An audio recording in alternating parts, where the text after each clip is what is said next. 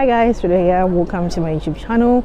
So I know I've been MIA for a while, but it's because I've been quite busy for the last few weeks with my book launch planning, and today I am going to try again to do a mini vlog. As I said before, vlogging is not really my forte, but I'm going to try as much as I can. So I'm going to the Honey and Spice book launch today in London, and it's for Honey and Spice by Bolu Babalola. I hope you guys are going to enjoy, and I'm going to try and capture as much as I can so that you guys can learn from the author and also see how exactly these things take place. So until later, bye.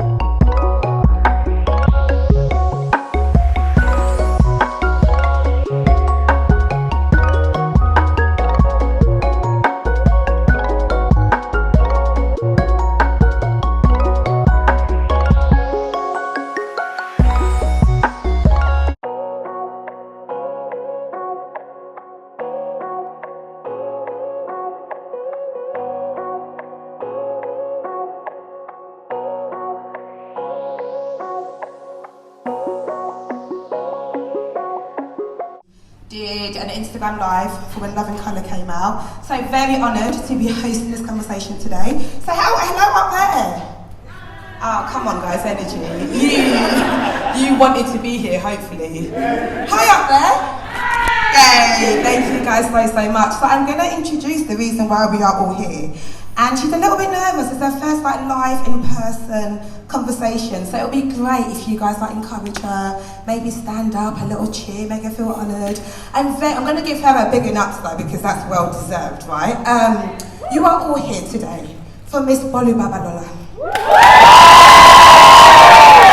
I said it in the accent because I refuse to bastardise her name, because it deserves all the credit in the world. She is Sunday Times bestseller for Love and Colour, and this is about to join it as well. So please welcome Bolu.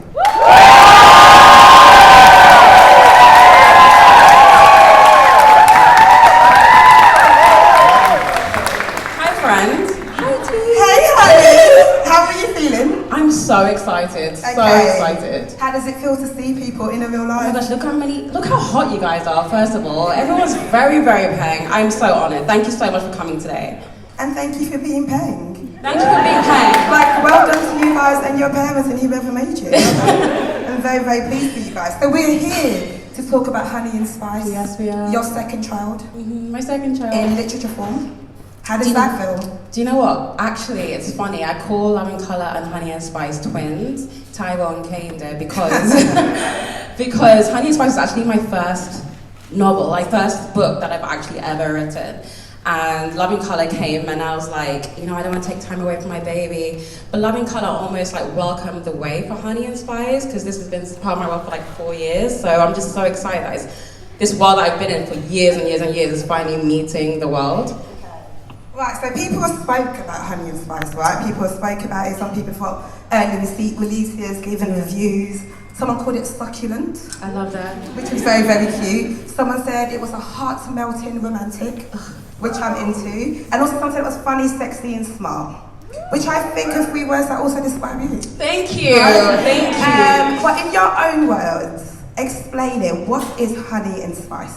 Honey and Spice is an ode to Black love, Black British love, and community, and it's set on in an ACS, which is, you know, African Caribbean Society, in a fictional university in England, and it's centered on Kiki Banjo, who hosts a radio show called Brown Sugar, where she gives romantic advice to the populace of what she dubs Blackwell, which is the ACS. The university is called Whitewell, and I felt so genius calling the ACS Blackwell.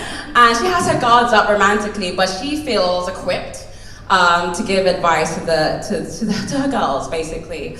But then she notices there's some disruption among the peace and the civility among the female populace of Blackwell, and all signs point to a tall, dark, handsome newcomer called Malachi Corridor. And she's like, wait girls, I thought I taught you better than this. She issues a PSA on the radio. He finds out he's not happy about this. He confronts her through a series of convoluted events. They have a clash and they end up in a fake dating scenario to save both their reputations in the university. And it's a story of their friendship and their relationship growing, but also Kiki herself coming into herself and her relationship with her community and her girls. And it's a celebration, really, of community and friendship and love in all forms. Okay, that was great. Thank you. So it has that romantic trope, right? Like, I'm assuming everyone here is a fan of rom-coms, and it doesn't feel like a guilty pleasure because there is nothing to be guilty about. And I feel like for the longest time, the idea of liking romance and liking love felt small and childish. Yeah. How have you got yourself to feel big and bad about being like, I like romantic stuff and I want to write about romance? Do you know what? I have a weird amount of, not weird, but a huge amount of self-confidence, right? Because I'm Yoruba. I feel like it's a Yoruba Nigerian. Yeah, I'm Yoruba, I'm Nigerian, it's just there, it's just there. That's how it's innate. It's innate, that's how I was brought up. So I was like, if I love romance and love, then it must be sick, like it must be good. So it never even occurred to me to think that it was corny or lame or uncool. I was like, well, I love it and it's cool and this is why. And I know I'm smart as well. So if I love it, it's definitely an intelligent thing to love. And yeah, I just think it's romance is so great in that it encompasses so much of human interaction and humanity in general and our vulnerability. So yeah, it was a very natural thing. What would you say is your favourite romantic trope? Oh my gosh, okay, so actually I use the fake dating thing as like a cover because that's a great trope. It's right? a great trope. The reason I love fake dating, right, is because you will not agree to date someone who you're not attracted to.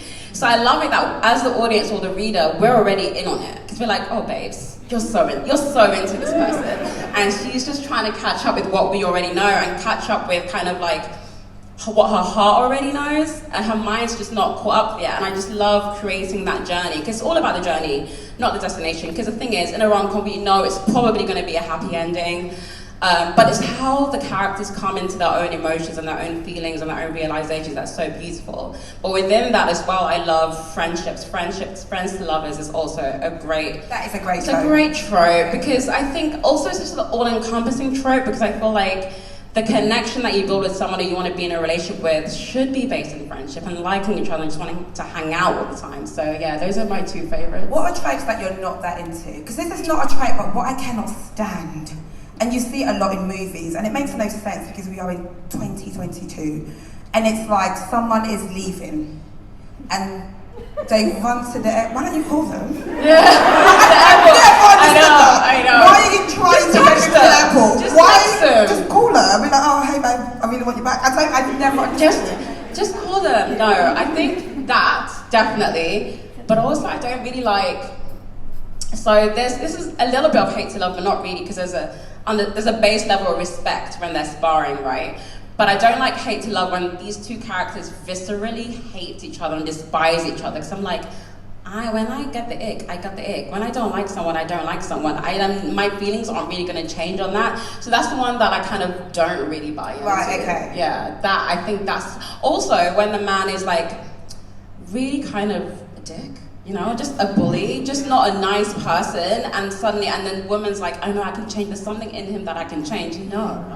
If a man's an arsehole, I'm running away. I'm going the opposite way. Yeah. I mean, I'd like to change. I don't know. Maybe it's the God in me. I feel like, everyone. Let's hope there's. I don't want to be the one to change you though. Labour, free labour. It does feel like free labour. But I can't do it. I have a job already. I hear you. But I've got like a spreadsheet of black therapists that I just send to men. I'm like, here. I have like their name, their area, the number, and how much they cost. I've got a great anecdote about that actually, because I told this boy that he needed therapy and he got therapy, and then he started sending his therapy homework to me to check. Oh. So the labour just got bigger. I was like, no. No, but I'll That's be not what I honest. signed up for. I don't know how much men deserve therapy. Hit me out. It's a wild statement because they should all get it. But it's made them really smart, so they're using other things against us. Exactly. So it's like, I know I'm being awful right now, but I never really received love in my household. And I just don't know how to receive it. So when I feel like someone loves me, I have to just turn away from it. And I'm like, yo! They always feel like knowing the reason is a justification or a validation. Exactly. Yeah, you have to find the voice. Just to let you know, the book is officially out tomorrow. You can get a copy of it today. So please support it, buy it for yourself, buy it for your friends. Just buy it and support everything that is Bolu. Do you have any lasting words, my love? Buy the book and love it, guys. Please like it. Please like it. No, thank you so much for coming. It really means the world for me. I was really scared that would be like few of my friends in the audience. So this really means a lot to me. And this book is about community. So I really want to thank you for being part of my community and part of Honey and Spice community. And God bless you. Thank you. I hope you enjoy the book. Thank you, guys.